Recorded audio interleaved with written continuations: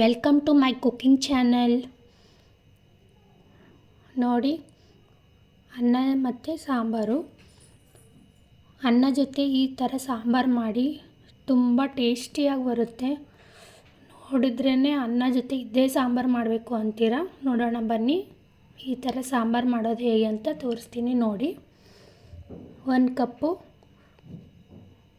ತೊಗರಿಬೇಳೆ ಹಾಕಿ, ಅದಕ್ಕೆ ಟೊಮಾಟೊ ಹಾಕಿ, ಟೊಮಾಟೋನ ಸಣ್ಣದಾಗಿ ಕಟ್ ಮಾಡಬೇಕು. ಸಣ್ಣದಾಗಿ ಈ ಥರ ಕಟ್ ಮಾಡಿ ಹಾಕಿ, 1 ಕಪ್ ತೊಗರಿಬೇಳೆಗೆ 1 ಗ್ಲಾಸ್ ನೀರು ಹಾಕಿ ಕುಕ್ಕರಲ್ಲಿ ಕರೆಕ್ಟಾಗಿ ಕುದಿಯುತ್ತೆ. ಮತ್ತು 1/2 ಟೇಬಲ್ ಸ್ಪೂನ್ ಅರಿಶಿನ ಹಾಕಿ, 1 ಟೇಬಲ್ ಸ್ಪೂನ್ ಎಣ್ಣೆ ಹಾಕಿ, ಇವಾಗ 1 ನಿಂಬೆ ಹಣ್ಣಿನ ಗಾತ್ರದಷ್ಟು ಹುಣಸೆನ ನೆನೆಸಾಕಿ. ನೋಡಿ, ಈ ಥರ ನೀರು ಹಾಕಿ ನೆನೆಸ್ಕೋಬೇಕು.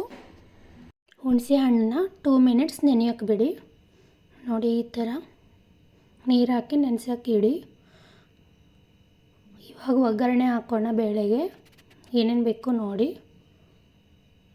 ಈರುಳ್ಳಿ, ಮೆಣಸಿನ್ಕಾಯಿ 1-2 ತೊಗೊಳ್ಳಿ, ಕರಿಬೇವು, ಕೊತ್ತಂಬರಿ ಇಷ್ಟು ಕಟ್ ಮಾಡಿ ತೊಗೊಳ್ಳಿ. 15 ಮಿನಿಟ್ಸ್ ಕುಕ್ಕರಲ್ಲಿ ಬೇಳೆ ಕುದಿಯೋಕೆ ಇಟ್ಟಿದ್ದೆ ನಾನು. ನೋಡಿದ್ರಲ್ಲ ಏನೇನು ಹಾಕಿ ಕುದಿಯೋಕೆ ಇಟ್ಟಿದ್ದೆ ಅಂತ. 15 ಮಿನಿಟ್ಸ್ ಕುದಿಸ್ಕೊಳ್ಳಿ ಇದನ್ನು. ನೋಡಿ ಎಷ್ಟು ಚೆನ್ನಾಗಿ ಕುದ್ದಿದೆ ಅಂತ. ಕಲರ್ ನೋಡಿ, ಅರಿಶಿನ ಅದರಲ್ಲೇ ಹಾಕಿದ ಸಲುವಾಗಿ ಎಷ್ಟು ಚೆನ್ನಾಗಿ ಕಲರ್ ಬಂದಿದೆ ಅಂತ. ನೋಡಿ ಎಷ್ಟು ಸ್ಮೂತಾಗಿ ಕುದ್ದಿದೆ ಅಂತ.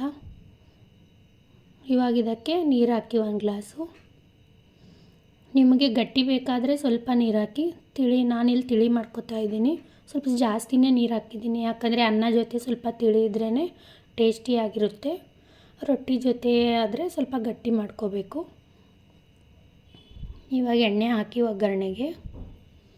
ಎಣ್ಣೆನ 2 ಟೇಬಲ್ ಸ್ಪೂನ್ ಹಾಕಿ. ಎಣ್ಣೆ ಬಿಸಿ ಇಡೋಕ್ಕೆ ಬಿಡಿ. ಎಣ್ಣೆ ಬಿಸಿ ಆದಮೇಲೆ ಇವಾಗ ಸಾಸಿವೆ ಜೀರಿಗೆ ಹಾಕಿ. ನೋಡಿ, ಈ ಥರ ಸಾಸಿವೆ ಜೀರಿಗೆ ಹಾಕಿದ ಮೇಲೆ ಕರಿಬೇವು ಹಾಕಿ. ಕರಿಬೇವು ಎಣ್ಣೆಯಲ್ಲಿ ಚೆನ್ನಾಗಿ ಕರಿಬೇಕು ಅದು. ಇವಾಗ ಮೆಣಸಿನ್ಕಾಯಿ ಹಾಕಿ, ಮತ್ತು ಕಟ್ ಮಾಡಿದ ಈರುಳ್ಳಿ ಹಾಕಿ. ಈರುಳ್ಳಿನ ಚೆನ್ನಾಗಿ ಫ್ರೈ ಮಾಡಿ. ಎಣ್ಣೆಯಲ್ಲಿ ಈರುಳ್ಳಿ ಚೆನ್ನಾಗಿ ರೆಡ್ ಆಗೋ ತನಕ ಫ್ರೈ ಮಾಡ್ಕೋಬೇಕು. ನೋಡಿ ಯಾವ ಥರ ಆಗ್ತಾಯಿದೆ ಅಂತ. ಇದಕ್ಕೆ ಶುಂಠಿ ಬೆಳ್ಳುಳ್ಳಿ ಪೇಸ್ಟ್ ಹಾಕಿ.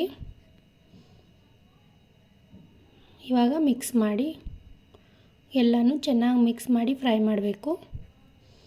ಶುಂಠಿ ಬೆಳ್ಳುಳ್ಳಿ ಈರುಳ್ಳಿ ಎಲ್ಲನೂ ಕಲರ್ ರೆಡ್ ಆಗಬೇಕು, ಅಲ್ಲಿ ತನಕ ಫ್ರೈ ಮಾಡಿ. ನೋಡಿ ಯಾವ ಥರ ಆಗ್ತಾಯಿದೆ ಅಂತ. ಮೊದಲು ಹೇಗಿತ್ತು, ಇವಾಗ ಹೇಗಾಗಿದೆ ನೋಡ್ಕೊಳ್ಳಿ. ಇದೇ ಥರ ಆಗಬೇಕು.